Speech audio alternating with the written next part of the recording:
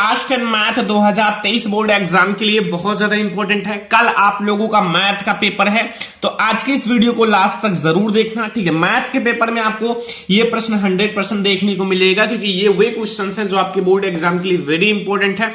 तो इसमें हम लोग बहुत सारे इंपॉर्टेंट क्वेश्चन देखने वाले हैं। तो आज की इस वीडियो को लास्ट तक देखना, लाइक करना, शेयर करना, चैनल पर नया तो सब्सक्राइब भी कर लेना, ठीक है। पहला प्रश्न देखो, ये आपके लॉन्ग क्वेश्चन में आता है, ठीक है, और बहुत ज्यादा इंपॉर्टेंट भी है, तो आप लोग ध्यान से समझना, ठीक है। बहुत ज्यादा इंपॉर्टेंट क्वेश्चन है।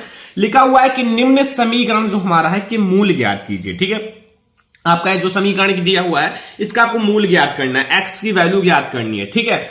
तो देखो यहां लिखा 1/x+4 -1/x-7 बराबर, फिर आपको 11/30 एंड आपको x की वैल्यू जो है -4 और 7 नहीं आना चाहिए।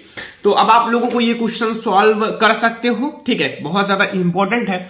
तो सबसे पहले देखो आपको क्या करना है, इसको सॉल्व करने के लिए सबसे पहले आपको क्रॉस मल्टीप्लाई करना होगा, ठीक है। इसको क्रॉस मल्टीप्लाई, देखो ऊपर आप लोगों का है, ठीक है, तो यहां आपका 1 से मल्टीप्लाई होगा, ठीक है। 1 से मल्टीप्लाई होगा, कोई दिक्कत नहीं, लेकिन मैं लिख देता हूं आपको समझाने के लिए, ठीक है। एंड फिर यहां आपका माइनस है, फिर ये 1 से मल्टीप्लाई होगा, तो ये x+4 हो जाएगा, x+4, ठीक है। एंड नीचे आप लोगों का दोनों से मल्टीप्लाई हो जाएगा, ठीक है। ये हमारा एक बार x+4 हो जाएगा मल्टीप्लाई में, और एक बार हो जाएगा x-7, ठीक है। ये मल्टीप्लाई हो जाएगा, और हमारा बराबर कितना है 11/13, ठीक है, 30। अब देखो इसको आप सॉल्व कर लो, 1 से मल्टीप्लाई होगा तो ये x रहेगा, ये -7 रहेगा, ये हमारा 1 ही रहेगा, x रहेगा माइनस में, एंड हमारा माइनस हो जाएगा 4, ठीक है।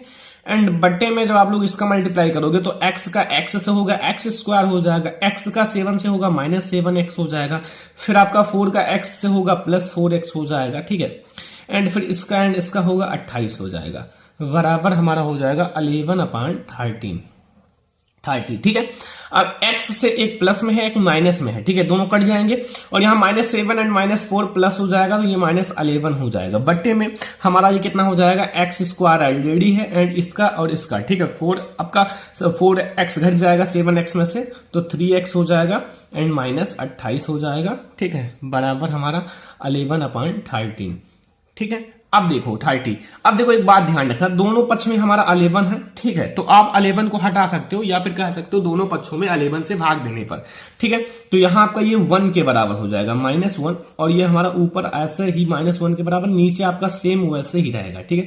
केवल क्या होगा कि 11 दोनों का हट जाएगा, ये हमारा 30 हो जाएगा, ठीक है। और यहां आप लिख देना कि दोनों पक्षों में 11 से भाग देने पर लिख देना, ताकि एग्जामिनर को समझ में आए, ठीक है। दोनों पक्षों में 11 से भाग देने पर, 11 से भाग दिया। अब क्रॉस मल्टीप्लाई करा लो, क्रॉस मल्टीप्लाई का मतलब है ये x² हो जाएगा, -3x हो जाएगा, -28 हो जाएगा, बराबर 30 हो जाएगा। ये हमारा हो जाएगा x² -3x -28, एंड ये इधर आएगा -30 हो जाएगा, बराबर 0, ठीक है। ये आपका हो जाएगा ना। अब देखो ध्यान से, देखो स्टूडेंट, ये हमारा माइनस में था तो ये माइनस हो जाएगा ना, क्योंकि इससे मल्टीप्लाई हुआ माइनस हो गया। तो अब इधर आपका माइनस में था, इधर आ जाएगा प्लस में, ठीक है। इधर आपका माइनस में रहेगा ना, -1 है, ध्यान रखना, क्योंकि इसमें गलती ना हो, ठीक है। तो ये हमारा x² हो जाएगा -3x एंड +2 हो जाएगा, बराबर 0। अब इसी समीकरण को आप सॉल्व कर लो और आपका आंसर आ जाएगा, ठीक है। देखो आपको करना क्या है कि जोड़ने घटाने पर 3 आना चाहिए, ठीक है, और गुणा करने पर 2 आना चाहिए। तो कैसे करोगे, x² माइनस अगर 2 में +1 करोगे तो कितना हो जाएगा, 3 हो जाएगा, और गुणा करोगे तो जोड़ोगे तो 3 हो जाएगा, गुणा करोगे तो 1 ही रहेगा, ठीक है। समझ में आ गया ना।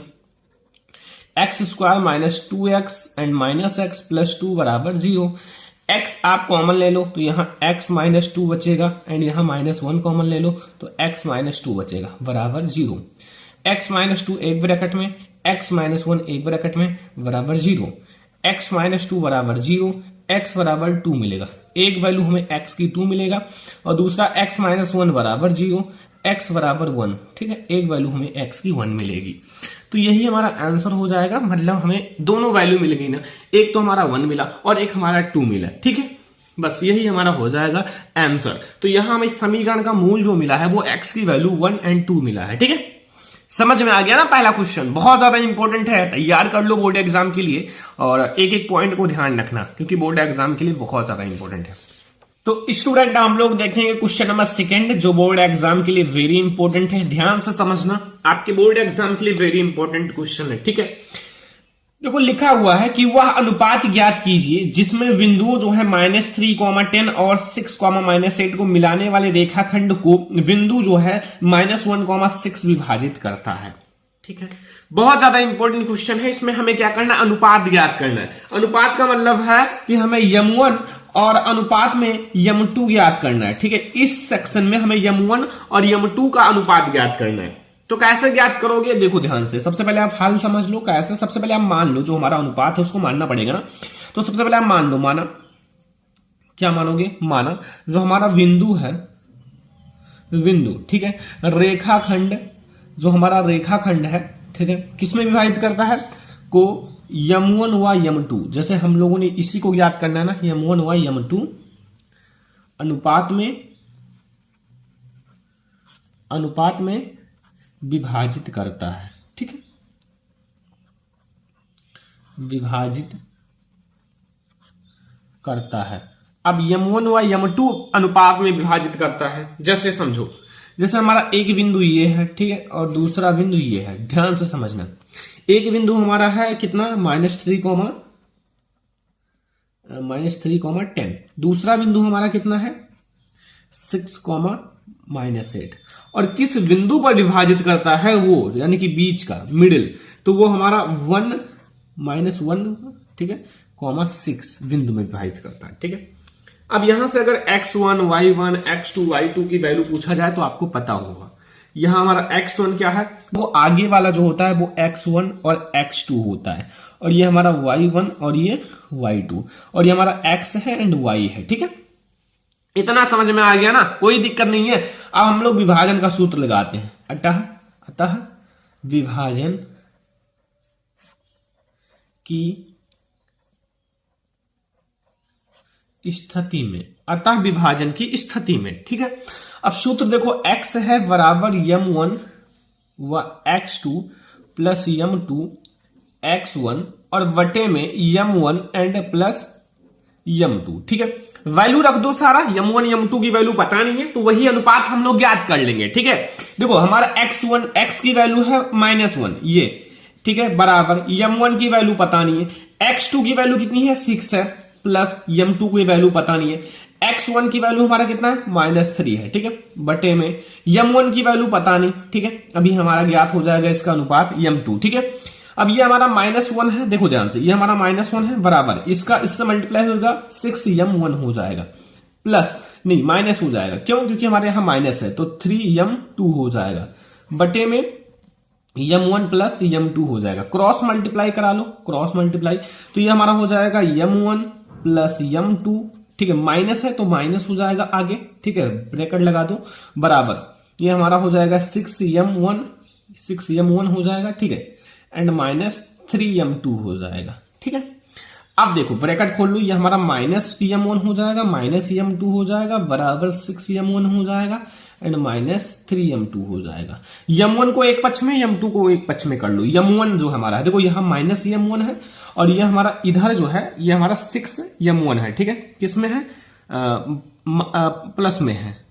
देखो हम लोग क्या करते हैं, m2 को इधर रखते हैं, ठीक है, m2 को, सब सही रहेगा। देखो इधर हमारा -m2 है, इधर हमारा -3m2 है, तो इधर आएगा +3m2 हो जाएगा, बराबर ये 6m1 है और ये हमारा -6m1 है, ये हमारा -m है, तो इधर आ जाएगा m1 हो जाएगा प्लस में, ठीक है, ये माइनस होगा 2m2 हो जाएगा, बराबर ये हमारा 7m1 हो जाएगा, ठीक है।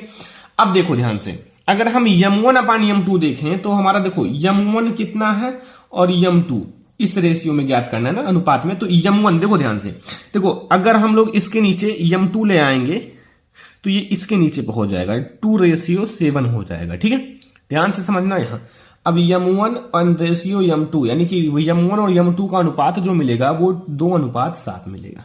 बस यही हमें ज्ञात करना है, बहुत ज्यादा इंपॉर्टेंट क्वेश्चन है, ठीक है। तैयार हो गया ना, ये भी क्वेश्चन बहुत ज्यादा इंपॉर्टेंट है। तो ये आप लोगों को समझ में आ गया होगा कैसे अनुपात ज्ञात किया जाता है, ठीक है, हमें क्या ज्ञात करना था, m1 और m2, तो हमारा m1 आया 2 और m2 आया 7, तो यही हमें अनुपात में लिख देना है। जो बट्टे में होता है ना वही अनुपात में हो जाता है, ठीक है, वही अनुपात होता है जो बट्टे में होता है, वही एक ही बात है। तो ये आपको क्वेश्चन नंबर सेकंड समझ में आ गया। अब हाइट एंड डिस्टेंस का सबसे ज्यादा इंपॉर्टेंट लॉन्ग क्वेश्चन देखो, सबसे ज्यादा इंपॉर्टेंट है, आपकी बोर्ड एग्जाम में 100% आएगा, ध्यान रखना। देखो लिखा है समुद्र तल से 75 मीटर ऊंची लाइट हाउस के शिखर से देखने पर दो समुद्री जहाजों के अवनमन कोण 30 डिग्री और 45 डिग्री है। यदि लाइट हाउस के एक ओर एक जहाज और दूसरे जहाज से ठीक पीछे हो तो दोनों जहाजों के बीच की दूरी ज्ञात कीजिए। ठीक है, तो सबसे पहले मैं आपको फिगर समझाता हूं, चित्र समझ जाओगे तो फिर आप लोगों को बहुत ज्यादा आसान लगेगा। ठीक है, चित्र सबसे पहले समझ लो, फिर आगे आप लोगों को बहुत ज्यादा आसान लगेगा। सबसे पहले क्या करोगे, समुद्र तल से 75 मीटर ऊंची, ठीक है, 75 मीटर को आप लोगों को गेस करना है, ऐसा नहीं कि स्केल से नाप के करना ये। ठीक है, मान लो हमने क्या माना 75 मीटर है ये, ठीक है, ये हमारा 75 मीटर है, ऊंचा है। ठीक है, अब क्या करना है कि वहां देखो नीचे पहले आप तल बना लो, तल बन गया। ठीक है, अब वहां से क्या करा जाता है, देखा जाता है, इसको आप डॉट डॉट डॉट डॉट कर लो कि मतलब इससे अच्छा रहेगा। ठीक है, अब वहां से देखने पर, शिखर से देखने पर, ठीक है, दो समुद्री जहाजों के अवनमन को, दो समुद्री जहाज है, मान लो पहला हमारा ये है और दूसरा हमारा ये है, ऊपर से देखा जा रहा है ना, ये दो समुद्री जहाज है, ध्यान से समझना। जहाजों के अवनमन कोण, ठीक है, 30 डिग्री और 45 डिग्री है। तो सबसे पहले आपका 30 डिग्री है, फिर 45 डिग्री है। ठीक है, 30 डिग्री और 45 डिग्री। यदि लाइट हाउस के एक ओर एक जहाज, जो लाइट हाउस के एक ओर एक जहाज, मतलब एक ओर ये लाइट हाउस है, इसके ओर एक जहाज, ठीक है, ये, ठीक है, एक जहाज, और दूसरे ओर, मतलब दूसरे ओर जहाज से ठीक पीछे हो तो दोनों जहाजों के बीच की दूरी ज्ञात कीजिए। देखो एक जहाज हमारा ये है, एक जहाज ये है, इनके बीच की दूरी डी ज्ञात करना है। इनकी बीच की जो डिस्टेंस है, अगर मान लो मैंने एवी मान लिया तो एवी बीच की दूरी ज्ञात करना है। ठीक है, ये फिगर है। ठीक है, समझ में आ गया, कोई दिक्कत नहीं है। अब देखो यहां भी मैं एक कोण बना सकता हूं। ठीक है, देखो ये हमारा हो जाएगा 30 डिग्री और पूरा कोण जो हमारा हो जाएगा पूरा ये, ठीक है, यहां तक ये 45 डिग्री हो जाएगा। ठीक है, इस तरह से आपका फिगर रहेगा और आप लोगों को अच्छे से समझ में भी आ गया होगा। देखो मैंने क्या करा है यहां, देखो माना समुद्री जहाजों की दो स्थितियां ए व वी हैं तथा दोनों के बीच की दूरी डी है। मैंने दोनों के बीच की दूरी डी माना है, यहां दोनों के बीच की दूरी डी है। ठीक है, A V equal to D. माना प्रेक्षक लाइट हाउस पी क्यू के शिखर क्यू पर है, दिया है पी क्यू जो है 75 मीटर है, वो तो आपको पता ही है, ये पी एंड ये क्यू है 75 मीटर, ये क्यू है। ठीक है, 75 मीटर, पी क्यू 75 मीटर है, तथा क्यू से ए तथा बी के अवनमन कोण जो है क्रमशः 30 डिग्री और 45 डिग्री है। अब दो बार आपको एक 30 डिग्री लेना है, एक बार 45 डिग्री लेना है। तो सबसे पहले हम लोग कौन सा त्रिभुज लेंगे, सबसे पहले हम लोग लेंगे एक त्रिभुज, कौन सा, क्यू। ठीक है, क्यू ए पी, क्यू, ठीक है, एंड ए एंड पी, ये वाला कोण क्यू ए पी 30 डिग्री वाला। ठीक है, सबसे पहले हम लोग 30 डिग्री वाला कोण, फिर 45 डिग्री वाला। ठीक है, तो सबसे पहले देखो, सबसे पहले मैं कोण लिख देता हूं, फिर मैं एक एक कोण लेता हूं। सबसे पहले हम लोग लेंगे क्यू पी बी, देखो ये वाला लेंगे क्यू पी बी, ठीक है, ये वाला, फिर बड़ा वाला। देखो सबसे पहले मैं लिख देता हूं कोण कौन कौन सा है, वो मैं आप लोगों को बता दूं। सबसे पहले एक कोण है क्यू ए पी बराबर 30 डिग्री है, तथा दोनों कोण समझ लो ताकि दोनों कोण आप निकाल सको। ठीक है, Q and V and P 45 degree है। ठीक है, अब हम लोग एक एक कोण में लेते हैं। सबसे पहले हम लोग कौन सा लेंगे, छोटा वाला क्यू एंड यहां हमारा पी एंड वी। ठीक है, क्यू पी वी, ये वाला कोण। ठीक है, तो सबसे पहले हम लोग क्या करेंगे, त्रिभुज क्यू पी वी में, ठीक है, हमारा 45 डिग्री है, tan 45 डिग्री। अब tan 45 यानी कि tan जो होता है वो किसके बराबर होता है, एल ए एल के यानी कि लंब बटे आधार। ठीक है, तो लंब हमारा कितना है, यानी कि लंब हमारा है क्यू एंड पी और आधार हमारा वी एंड पी है। ठीक है, क्यू पी बी पी। ठीक है, अब देखो tan 45 डिग्री की वैल्यू 1 होती है। ठीक है, इसकी हमारा 75 मीटर दे रखा है, बीपी नहीं पता है, तो यहां से हमें क्या हो जाएगा, बीपी जो हो जाएगा, बी एंड पी वो हो जाएगा 75 मीटर। ये भी 75 ही मीटर है, बी एंड पी। ये हमें जो बी एंड पी मिला है ये वाला 75 मीटर है, ठीक है। अब हम लोग दूसरा त्रिभुज लेंगे, कौन सा त्रिभुज, क्यू पी ए में। अब इसमें हमारा जो है tan वो कितना है, tan 30 डिग्री, कितना है, tan 30 डिग्री वाला, ठीक है, tan 30 डिग्री। इसमें हमारा लंब बटे आधार क्या है, इसमें लंब क्या है, लंब तो सेम ही है, आधार हमारा पूरा हो जाएगा क्योंकि इसमें हमें पूरा लेना पड़ेगा, ठीक है। तो लंब तो हमारा बच्चों वही है QP, और आधार हमारा पूरा हो जाएगा AP, ठीक है, पूरा, ये वाला पूरा, यानी कि AP पूरा, ठीक है। A एंड P, हमें D की वैल्यू ही ज्ञात करनी है ना। तो अब आप लोग क्या करोगे, इसकी जो वैल्यू होती है वो 1/√3 होता है, और बराबर ये हमारा 75 है एंड प्लस AP दो चीजों से मिलकर बना है। एक तो ये हमें 75 मिल गया, ठीक है, 75, तो 75 एंड प्लस D हो जाएगा, ठीक है। आपका जो हो जाएगा D प्लस 75, ठीक है, क्रॉस मल्टीप्लाई करा लो तो ये D हो जाएगा प्लस 75 बराबर आपका 75√3। अब D केवल देखा जाए तो 75√3 माइनस 75, ठीक है। D बराबर आपका 75 कॉमन ले लो, √3 माइनस 1। √3 की जो वैल्यू होती है ना वो कितना होता है, 1.732 माइनस 1। यहां माइनस कर दो 75 एंड इंटू हमारा हो जाएगा 0.732, मल्टीप्लाई करोगे तो यह हमारा आ जाएगा 54.9 मीटर। इतना हमारा है, इनके बीच की दूरी 54.9 मीटर है। कितना, दोनों जहाजों के बीच की दूरी जो है, मतलब इन दोनों जहाजों के बीच की दूरी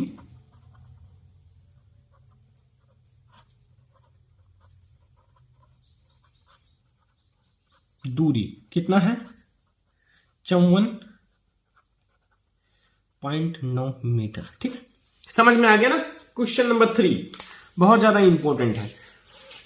क्वेश्चन नंबर 4 देखो आपके बोर्ड एग्जाम के लिए। देखो सारा आज का ये वीडियो में जितने भी क्वेश्चंस बताए जा रहे हैं बहुत ज्यादा इंपॉर्टेंट है, ठीक है। और भी आप लोग पढ़ते रहना क्योंकि मैथ में बहुत सारे क्वेश्चंस हैं और सारा क्वेश्चंस करा पाना मुश्किल है, ठीक है। इसलिए आप लोग पढ़ते रहना सारे क्वेश्चंस को अच्छे से। देखो इसमें क्या पूछ रहा है कि संलग्न चित्र में दवा का एक कैप्सूल एक बेलन के आकार का है। ये एक बेलन के आकार का है ना, देखो ये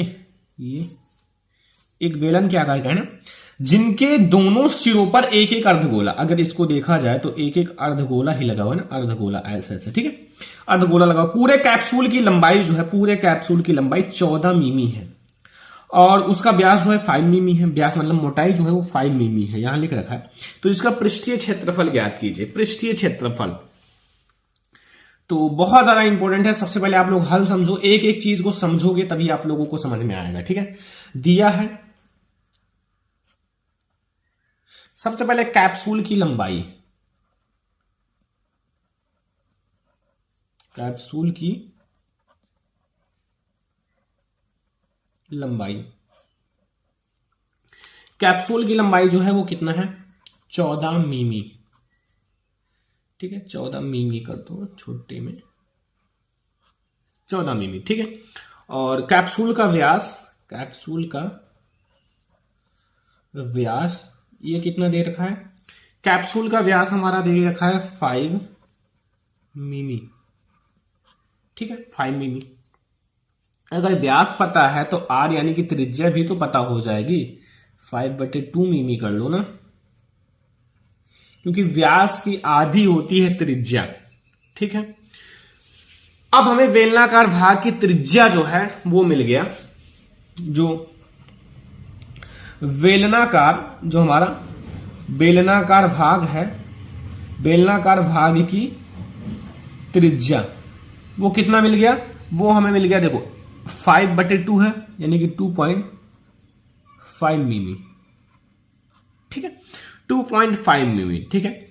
अब देखो बेलनाकार जो हमारा ये हो गया ना, मतलब त्रिज्या मिल गया। अब बेलनाकार भाग की लंबाई कैसे ज्ञात करोगे, लंबाई तो अब आप लोगों को पता ही चल जाएगा। कैसे, देखो मैं आपको बताता हूं, ध्यान से समझना। बेलनाकार भाग की लंबाई। देखो त्रिज्या पता चल गई ना, तो त्रिज्या अगर देखो ये मतलब है कि यहां से ये मान लो आपका बेलनाकार भाग है, ठीक है, तो ये हमें त्रिज्या मिल गई, यानी कि इतना इतना लंबा है दोनों, ठीक है। तो पूरी लंबाई हमारा 14 मिमी है, ध्यान से समझना अभी, पूरी लंबाई हमारा 14 मिमी है और हमें दोनों अर्धगोले का अगर हमें क्या ज्ञात करना है, ठीक है, जो बेलनाकार भाग की लंबाई है, मतलब दोनों जो हमारा अर्धगोला है उसको बाहर निकाल दें, ठीक है, उसको हटा दें तो हमें बेलनाकार भाग की लंबाई मिल जाएगी, अर्धगोला निकल जाएगा ना। क्या कैसे, देखो 2.5 एंड प्लस 2.5 इसको बाहर निकाल दो, जैसे ये इतना इतना बाहर निकल जाएगा, केवल ये बेलनाकार भाग ही बचेगा।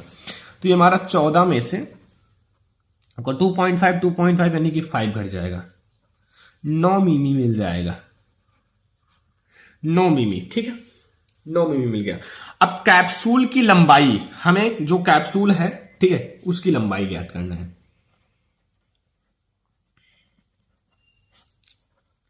कैप्सूल की लंबाई, देखो कैप्सूल की लंबाई जो है वो हमें क्या मिलेगा, ध्यान से समझो। देखो अगर हमें लंबाई ज्ञात करना है तो 2 इंटू अर्धगोले का त्रिज्या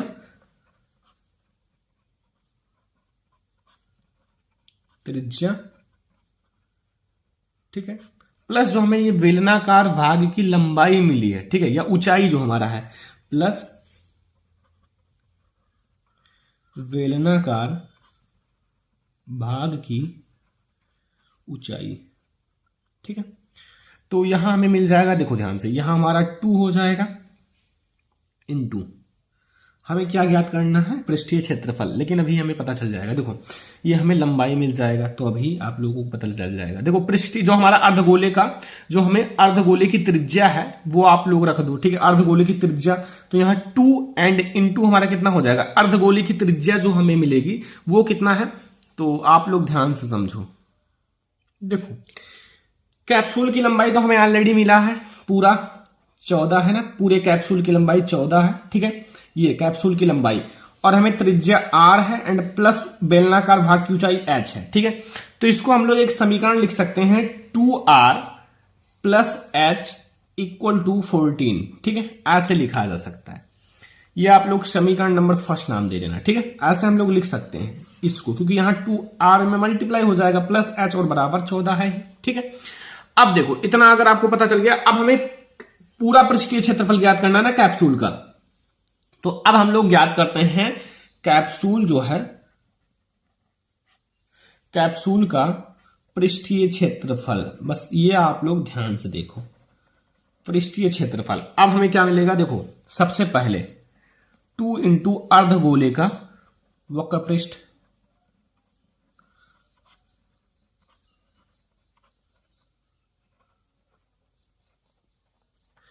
टू इंटू अर्धगोले का वक्र पृष्ठ, और प्लस अगर हम लोग कर लेंगे वेलन का वक्र पृष्ठ, तो हमें पूरा कैप्सूल की क्षेत्रफल मिल जाएगा ना वेलन का वक्र पृष्ठ।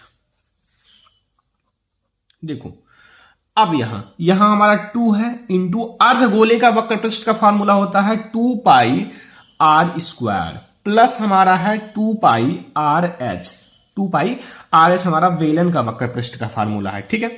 अब यहां से हम लोग क्या करेंगे, 2 कॉमन ले लेंगे, ठीक है। तो यहां हमारा अगर आपने 2 पाई आर कॉमन ले लिया, 2 पाई आर कॉमन ले लिया, तो यहां से अगर आपने एक 2 कॉमन ले लिया तो एक 2 तब भी बचेगा और आर बचेगा, प्लस 2 पाई आर कॉमन ले लिया तो यहां एच बचेगा, क्या बचेगा, एच बचेगा, ठीक है।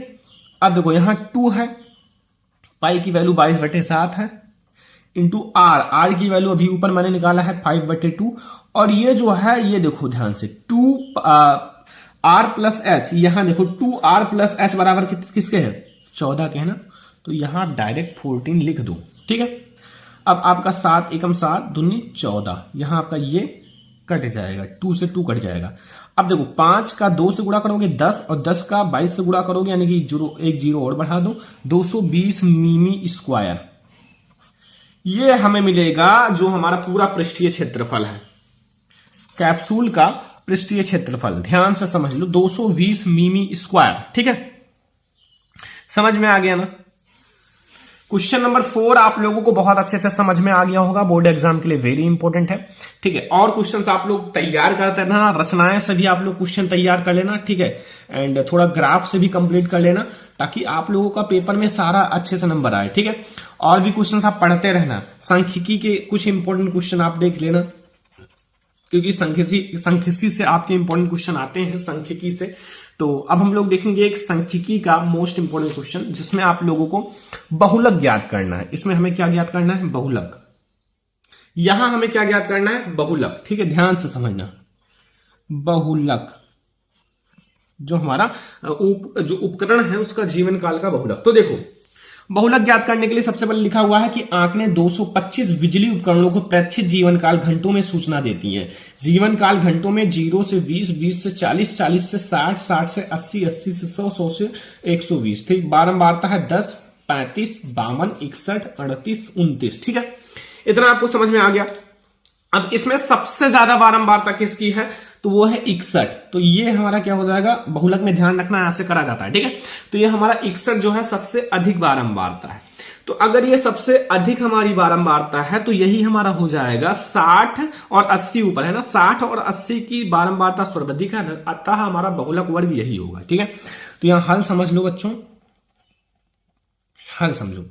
जो हमारा स्पष्ट है कि 60 एंड 80 की बारंबारता क्या है? बारंबारता क्या है? सर्वाधिक है। बारंबारता सर्वाधिक है, अतः जो हमारा बहुलक वर्ग होगा 60 एंड 80 होगा। 60 और 80 ही होगा ना बहुलक वर्ग, क्योंकि ये हमारी सबसे अधिक बारंबारता है। तो अब आप लोगों के लिए फार्मूला जो बहुलक का है वो समझ लो। सबसे पहले देखो, हम आपको एक एक चीज बता देते हैं है क्या फार्मूला में। सबसे पहले एक एक पॉइंट को समझाते हैं। सबसे पहले एल समझो। एल क्या है? एल जो है वो बहुलक वर्ग की निम्न सीमा है। ठीक है, 60। एच क्या है? एच जो है वो इन दोनों के बीच का अंतर है। 80 में से आप 60 को माइनस कर लो, बराबर 20। ठीक है, यफ क्या है? यफ केवल यफ लो। ठीक है, सबसे पहले आप केवल एफ लो, ये केवल एफ है। ठीक है, ध्यान देना, ये हमारा 61 है, जो सबसे अधिक बारंबारता है में आपका 61। F1 क्या है? इसके पहले की बारंबारता 52। F2 क्या है? ठीक है, F2 क्या है? इसके ठीक बाद की बारंबारता F2 38। बस इतनी चीजें अगर आप जान गए तो आप लोग बहुलक चुटकियों में निकाल सकते हो। बहुलक जो है, बहुलक वो बराबर हो जाएगा, सूत्र समझ लो, बहुलक बराबर L प्लस, ठीक है, F1 नहीं, यहां F केवल रखना, यहां F1। ठीक है, यहां केवल F है, ध्यान देना। फिर आपका बट्टे में फिर 2F, फिर minus F1 and minus F2 into H। ये फार्मूला है। ठीक है, कहीं कहीं F0 भी लिखा रहता है, तो ये सब ध्यान देना। ये हमारा L जो है ये 60 है, प्लस F केवल कितना है? F केवल हमारा 61 है। ठीक है, एंड F1 कितना है? F1 हमारा 52 है, बटे में 2, एंड F कितना है? F हमारा 61 है, माइनस F1 कितना है? F1 हमारा 52 है, माइनस F2 हमारा 38 है, इंटू 20 है। 20 हमारा H है, H हमारा ये 20 है। ठीक है, 60 प्लस 61 में से 52 जाएगा, 9 बचेगा, इसका मल्टीप्लाई हो जाएगा, तो ये हमारा कितना हो जाएगा? 122, और ये हमारा दोनों जुड़ जाएगा, तो ये माइनस 90 हो जाएगा, इंटू 20। ठीक है, अब आगे देखो, यहां हमारा 60 ऐसे ही रहेगा, प्लस 9 में और 20 में मल्टीप्लाई होगा, तो कितना हो जाएगा? जब इन दोनों का मल्टीप्लाई होगा तो हमारा 9 दूनी 18, 180 हो जाएगा, बटे में आपका ये जब माइनस होगा तो 32 मिलेगा। कितना मिलेगा? 32। अब 32 से आप इसमें भाग दोगे तो आप लोगों को कितना मिलेगा? लगभग आप लोगों का कितना मिलेगा? ध्यान से देखो, प्लस 32 में आप 180 से भाग दोगे ना, तो आप लोगों का 5 बार जाएगा, 32 इंटू 5, 10, 15, 16, 60, ठीक है, लगभग आपका आएगा 5.63 आएगा। तो इसको आप ऐड करोगे तो 65.63 हो जाएगा। ये हमारा हो गया बहुलक जो है, बहुलक जीवन काल जो है 65.63 घंटे मिलेंगे बस। ठीक है, तो ऐसे आप लोगों को बहुलक निकालना है, फार्मूला आप लोग याद कर लो, बस बहुलक आपका निकल जाएगा।